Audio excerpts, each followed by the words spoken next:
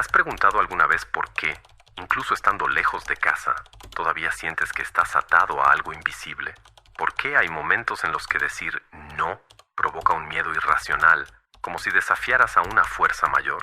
¿O por qué, en medio del silencio de la madrugada, aparece una angustia sorda, como si estuvieras viviendo la vida de otra persona y no la tuya? Nietzsche dijo una vez: llega a ser quien eres. Pero ¿cómo obedecer a ese llamado si desde pequeños fuimos entrenados para hacer cualquier cosa, menos nosotros mismos? Y si, en realidad, estuviéramos interpretando un papel escrito por otros, por aquellos que, en nombre del amor, moldearon nuestros gestos, decisiones e incluso pensamientos? Este video no es sobre psicología de libro de texto, ni sobre diagnósticos fáciles. Es un descenso lento y cuidadoso por un terreno movedizo, donde el amor se confundió con control, donde el cuidado venía con un precio, y donde ser auténtico era lo mismo que traicionar. Sí, estamos hablando de padres narcisistas, pero no de los que solo se admiran en el espejo, sino de los que te usaron como espejo, esperando que reflejaras exactamente lo que ellos querían ver. Si sientes que algo dentro de ti fue secuestrado, un brillo, una espontaneidad, una alegría antigua que ni siquiera recuerdas cuándo perdiste, tal vez este video sea tu puerta de regreso. No prometo respuestas listas, pero sí prometo hacerte pensar, porque hay algo sagrado en la duda. Ella nos empuja fuera del guión impuesto, nos llama de vuelta a casa, no a la casa de paredes y techo, sino a la casa interior, donde habita quien realmente eres. Tal vez creciste en una familia donde existían papeles: el hijo perfecto, el rebelde, el cuidador, todos personajes de una obra cuyo guión no fuiste tú quien escribió. Y tal vez, incluso de adulto, sigas interpretando ese papel, en las amistades, en las relaciones, en el trabajo, a veces hasta frente al espejo. Pero, ¿y si te dijera que hay un tú detrás de todo eso, sofocado, pero vivo? Un tú que nunca fue autorizado a existir en paz. Los padres narcisistas, consciente o inconscientemente, instalan un sistema dentro de sus hijos, un sistema de culpa, de miedo, de vigilancia emocional.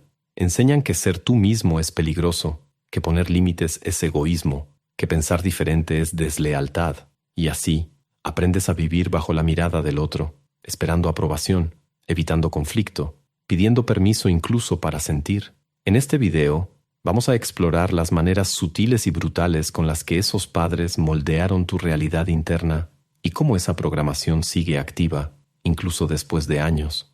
Hablaremos de los papeles que asumiste sin darte cuenta, de sentimientos que no te atreves a cuestionar, de verdades que nunca tuviste la oportunidad de contarte a ti mismo.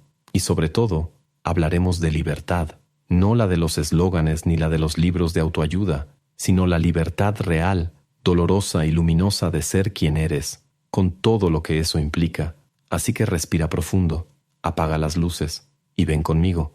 Esta no es solo una historia sobre padres narcisistas, es una historia sobre el regreso al hogar interior, ese donde, al fin, puedes ser solo, tú.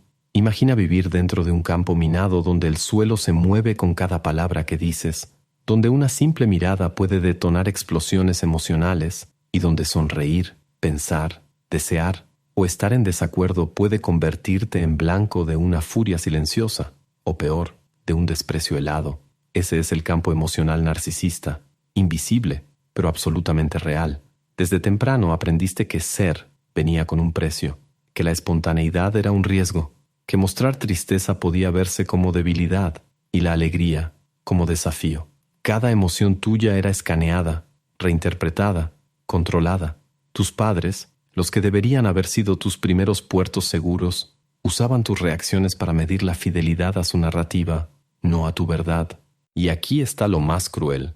En vez de desarrollar límites internos, fuiste entrenado a vivir en vigilancia constante. Como un radar emocional humano, aprendiste a leer el ambiente antes de sentir cualquier cosa. ¿Será que les agradará? ¿Será que los decepcionará? ¿Me amarán si soy así? Y entonces, con el tiempo, tu verdadero yo se fue encogiendo, retrocediendo para dar lugar a lo que el sistema familiar exigía: el buen niño, la hija modelo, el que nunca decepciona, el que resuelve todo, el que nunca molesta. Freud decía que las emociones reprimidas nunca mueren, son enterradas vivas y salen más tarde en peores formas. Y en el ambiente narcisista, la emoción reprimida no es una excepción, es la regla. Porque en ese campo no solo fuiste controlado, fuiste entrenado a autovigilarte, a avergonzarte por querer algo, a culparte por sentir, a odiarte por pensar diferente, a vivir como si estuvieras constantemente en deuda con alguien. Y la mayor tragedia quizás sea esta: confundiste eso con amor. Sí, el campo emocional narcisista te convenció de que amor es aprobación condicionada, que seguridad es sumisión emocional, que pertenencia es abdicar de ti mismo, y que si algo duele, es porque hiciste algo mal. Esa distorsión fue instalada tan temprano que ahora, incluso en relaciones adultas, repites el patrón. Buscas no decepcionar, evitas conflictos a toda costa, prefieres el silencio a la posibilidad de rechazo, sobrevives, pero no vives. Y lo que lo hace aún más denso es que ese campo emocional es colectivo, no pertenece solo al padre o a la madre, se instala como una niebla espesa en toda la dinámica familiar. Todos juegan sus papeles, todos participan en el teatro, y si intentas salir de la obra, corres el riesgo de ser expulsado de la sala. ¿Ya lo intentaste? ¿Te atreviste a decir una verdad y fuiste silenciado con frases como ¿para qué arruinar el ambiente? O siempre tan dramático. Eso no es casualidad. Eso es parte de la programación. La programación que dice, no seas tú. Sé lo que necesitamos que seas. Pero ¿y si pudieras, incluso con miedo, empezar a salir de ese campo? ¿Y si empezaras a construir un pequeño espacio interno donde sentir no fuera pecado, donde estar en desacuerdo no fuera crimen, donde existir por sí mismo fuera suficiente? ¿Y si te dijera que ese lugar no es una fantasía, es un derecho? El filósofo Kierkegaard decía que el yo es una relación que se relaciona consigo misma, pero en un campo narcisista, esa relación es secuestrada. Te enseñaron a relacionarte con los demás antes de relacionarte contigo, a cuidar del mundo antes de cuidar de tu mundo interno, y por eso la libertad comienza cuando cierras los ojos y escuchas la voz apagada de tu verdadero yo, pidiendo regresar. El camino será largo, doloroso, pero por Dios, será tuyo, y eso nadie nunca podrá quitártelo. Antes de continuar, ¿sabías que hay algo más peligroso que fracasar? La estancación silenciosa, esa sensación de estar siempre ocupado, pero nunca en paz, de buscar constantemente, pero sin claridad sobre a dónde vas. Esto ocurre porque muchas personas intentan cambiar lo externo sin reconstruir la base mental que lo sostiene todo. Existe un proceso poco conocido que enseña justamente eso, cómo alinear pensamientos, decisiones y comportamiento con un propósito claro y una mente más estable. Este enfoque está basado en la filosofía estoica y la ciencia del comportamiento y ha ayudado a personas comunes a salir del caos mental para construir una rutina con más presencia, autonomía y dirección. Grabamos un video explicando esto paso a paso y lo publicamos en nuestro sitio. Puedes acceder ahora escaneando el código QR o haciendo clic en el enlace de la descripción o en el primer comentario fijado. Hay un tipo de prisión que no tiene barrotes, ni cerraduras, ni celdas. Es una prisión invisible, construida a lo largo de los años por repeticiones, silencios y sonrisas forzadas. Se instala cuando el dolor se vuelve rutina y la rutina, un hogar. Esa es la prisión que llamamos normalidad disfuncional. Si creciste en un ambiente narcisista, quizá ni siquiera notes cuánto te acostumbraste a sobrevivir, porque la supervivencia, ahí, era interpretada como equilibrio. Si nadie gritaba, era paz. Si nadie lloraba, era armonía. Si todos fingían que todo estaba bien, entonces debía estar bien, ¿cierto? Incorrecto. Esa falsa normalidad es una de las caras más insidiosas de la manipulación emocional. No te das cuenta de que estás herido, porque desde temprano te enseñaron que eso es solo la vida, que es normal tener que esforzarte para ser amado, que es normal tener que adivinar el humor de las personas al despertar, que es normal sentir culpa por querer algo diferente. Es como crecer dentro de una casa torcida, donde todo está inclinado, y pensar que el problema eres tú por caminar raro. La filósofa Simone Weil escribió: «La opresión es la transformación de la fuerza en hábito», y eso fue lo que pasó. El ambiente emocional disfuncional se volvió un hábito, una lente invisible que moldea cómo ves el mundo, y más cruel aún, cómo te ves a ti mismo. Si tus padres estaban siempre infelices, quizá creciste creyendo que era tu culpa. Si ellos no sabían demostrar amor, quizá concluiste que eras indigno de amor. Y con el tiempo, esas ideas dejan de ser ideas, se vuelven identidad. Soy difícil, soy demasiado sensible, soy una decepción, soy un problema. Pero esas frases, que suenan como verdades absolutas, son solo ecos de una narrativa que no es tuya. Son las voces del campo emocional narcisista, ahora internalizadas, hablando por ti. Es el super yo, ese falso yo moldeado para mantener a la familia funcionando, que todavía dirige tus movimientos detrás del escenario. ¿Y sabes qué es lo más doloroso? A veces, esa identidad disfuncional es lo único que conoces. Abandonarla parece una amenaza, no una liberación. Es como si, al intentar ser tú mismo, estuvieras traicionando algo. ¿Pero qué es lo que realmente se está traicionando? La mentira. Aquí es donde comienza la verdadera locura, cuando sientes que ser feliz es extraño, que tener paz es incómodo, que el amor sano es aburrido, porque todo en ti fue programado para funcionar en medio del caos. La normalidad que aprendiste no es normal, solo es familiar. El psicoanálisis llama a esto compulsión a la repetición, el impulso inconsciente de recrear ambientes emocionales similares a los de la infancia, aunque sean destructivos. Por eso atraes parejas controladoras, por eso aceptas trabajos sofocantes, por eso tal vez todavía buscas la aprobación de quien nunca supo amarte de verdad. Pero ¿y si pudieras reaprender lo que es normal? ¿Y si el amor fuera algo tranquilo y no un baile ansioso? ¿Y si pudieras redefinir quién eres, no a partir del dolor, sino de la libertad? Nietzsche decía, lo que no nos mata nos hace más fuertes. Pero, ¿y cuando lo que no nos mató nos moldeó? Entonces la fuerza no está en ignorar la herida, sino en reconocerla, nombrarla y elegir día tras día vivir fuera de ella.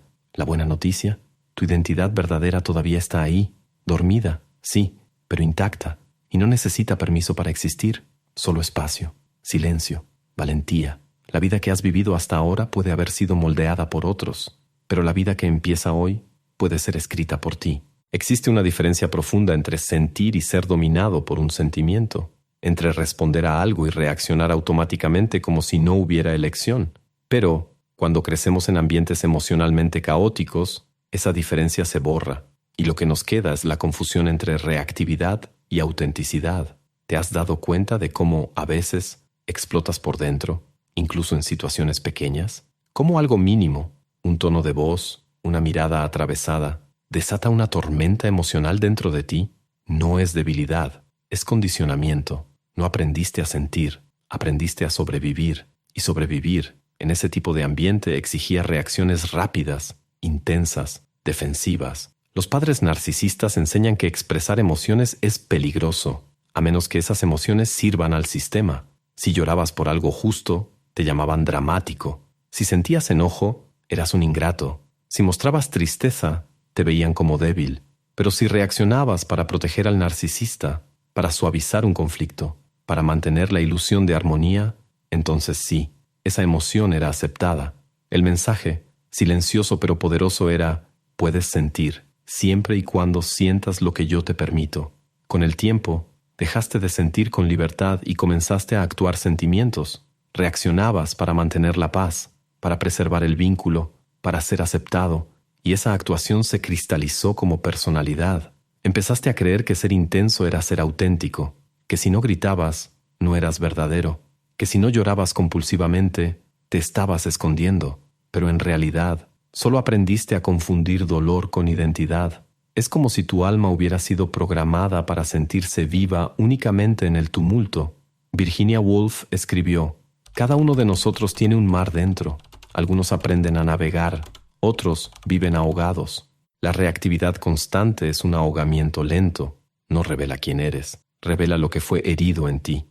Y cuando no tenemos un espacio seguro para cultivar un sentido de ser, nos convertimos en una simple sucesión de respuestas emocionales. ¿Cuántas veces has dicho, esa soy yo soy así, cuando en realidad era solo la repetición de un patrón moldeado por el dolor? Y lo más perverso, en ese ambiente, la calma parece sospechosa, el equilibrio emocional parece falso. Tal vez ya te hayas sentido incómodo en paz. Pensaste que no estabas siendo honesto si no estabas sufriendo, porque aprendiste que intensidad es sinónimo de verdad, que solo hay profundidad en el dolor. Pero ¿y si no fuera así? ¿Y si la autenticidad fuera en realidad la posibilidad de sentir sin perderte, de llorar sin destruirte, de decir no sin temblar por dentro, de sentir enojo sin volverte el enojo? Ser auténtico es ser íntegro, no intenso. Es estar presente y no en alerta. Es poder decir, esto me afecta, pero no me define. Y ese tipo de presencia, de serenidad, no es debilidad. Es una fuerza que solo quien casi se ha hundido sabe cuánto cuesta conquistar. Tu autenticidad fue secuestrada cuando te enseñaron que solo tenías valor si reaccionabas de la manera correcta, pero puedes recuperarla, no a través de la lucha, sino del silencio, no a través de la reacción, sino de la elección consciente. No eres lo que sientes, eres quien siente, y esa diferencia lo cambia todo. Hay un instante en la vida en el que, aunque exhausto, dejas de correr en círculos. El suelo aún parece el mismo, los muros siguen ahí, pero algo dentro de ti susurra, esto no es hogar. Y ese susurro, pequeño, casi imperceptible, marca el inicio de la reconstrucción. Salir de un sistema narcisista no es una huida, es una travesía, porque los muros no están solo afuera, están dentro. Son las voces interiorizadas, los juicios automáticos, la culpa que oprime el pecho cada vez que eliges por ti mismo. Y esa reconstrucción, al contrario de lo que dicen por ahí, no comienza con frases motivacionales, comienza con duelo. Sí, duelo.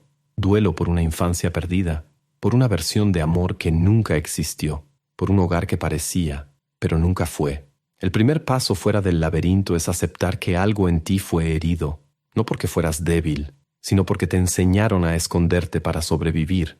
Pero hay belleza en ese reconocimiento, porque solo quien se sumerge en su propio dolor descubre la profundidad de su ser. La reconstrucción comienza cuando decides, por primera vez, no ser funcional para los demás, sino verdadero contigo mismo. Cuando dices no y permaneces de pie, cuando lloras y aún así te abrazas, cuando reconoces que el miedo que sientes ante la libertad es el eco de una prisión que ya no existe. No es sencillo. El camino está hecho de recaídas, de dudas, de nostalgias confusas, porque incluso el dolor puede convertirse en un lugar cómodo, pero poco a poco vas notando, tu cuerpo respira diferente, el silencio ya no pesa tanto, tu presencia, antes incómoda, comienza a ser un refugio. Lao Tse decía, conocer a los otros es inteligencia, conocerte a ti mismo es sabiduría, y eso es lo que estás haciendo, cambiando el control por la escucha, la actuación por la presencia, el miedo por el amor propio. No tienes que apresurarte. El alma tiene su propio ritmo. Tal vez hoy el paso sea solo respirar y no culparte. Mañana quizá, decir lo que sientes sin dar explicaciones. Después, tal vez, elegir un camino aunque nadie lo entienda. Cada gesto, por pequeño que parezca, es una piedra puesta en el suelo de una nueva casa, la tuya. Y un día, te darás cuenta, el laberinto no desapareció. Simplemente ya no vives en él. No eres el papel que te dieron. No eres la culpa que aprendiste a cargar. No eres la voz que resuena diciendo que tienes que ser menos para ser amado. Eres un territorio aún por explorar, hecho de silencios propios, deseos legítimos y verdades que nadie más que tú podrá nombrar. Si este video te tocó de alguna forma, tal vez sea porque algo en ti, aunque tímido, aunque en susurros, ya decidió empezar. Empezar a escucharte, a protegerte, a recordarte. Y cuando eso sucede, el regreso a tu verdadero hogar interior ya está en marcha. Recuerdo una madrugada en particular, la luz de la lámpara encendida, la casa en silencio, y yo ahí, sentado, mirando el vacío de un cuarto que parecía tragárseme. Acababa de terminar una llamada con mi madre, de esas en las que uno solo quiere pedir respeto, pero termina sintiendo que acaba de declarar la guerra. Colgué y pensé, tal vez el problema sí sea conmigo, pero no lo era. Y quizá, si llegaste hasta aquí, ya sepas que el problema tampoco nunca fuiste tú. Te agradezco por haberte quedado conmigo hasta ahora. De verdad, este espacio no es solo sobre teorías y reflexiones, es sobre rescatar juntos aquello que fue arrebatado, silenciado o distorsionado dentro de nosotros. Cada vista, cada comentario, cada compartida, es un acto de valentía colectiva, porque hablar de esto es tocar heridas, pero también es el inicio de la sanación. Y antes de salir, haz clic en el enlace de la descripción o en el primer comentario fijado para entender cómo funciona este proceso que ha sacado a miles de personas del piloto automático y las ha ayudado a construir una vida más coherente con sus valores y con la persona que realmente quieren ser. Ahora sí, llegó ese momento en el que te miro directo a ti. Sí, a ti, que finges que solo estás viendo rapidito antes de dormir. Si este video te provocó, te emocionó o te dieron ganas de mandarlo a ese grupo de la familia, pero no lo harás porque no estás loco. Entonces dale like, comenta y suscríbete. En serio, no seas de esas personas que miran de reojo, lloran tantito y se van sin dejar rastro. YouTube no perdona el olvido, pero yo sí, con rencor. ¿Y los videos que están apareciendo aquí en la pantalla? Pueden parecer inofensivos, pero esconden secretos que tal vez ni siquiera sabes que cargas. Elige con cuidado y hasta pronto, o mejor dicho, hasta que vuelvas a ser tú.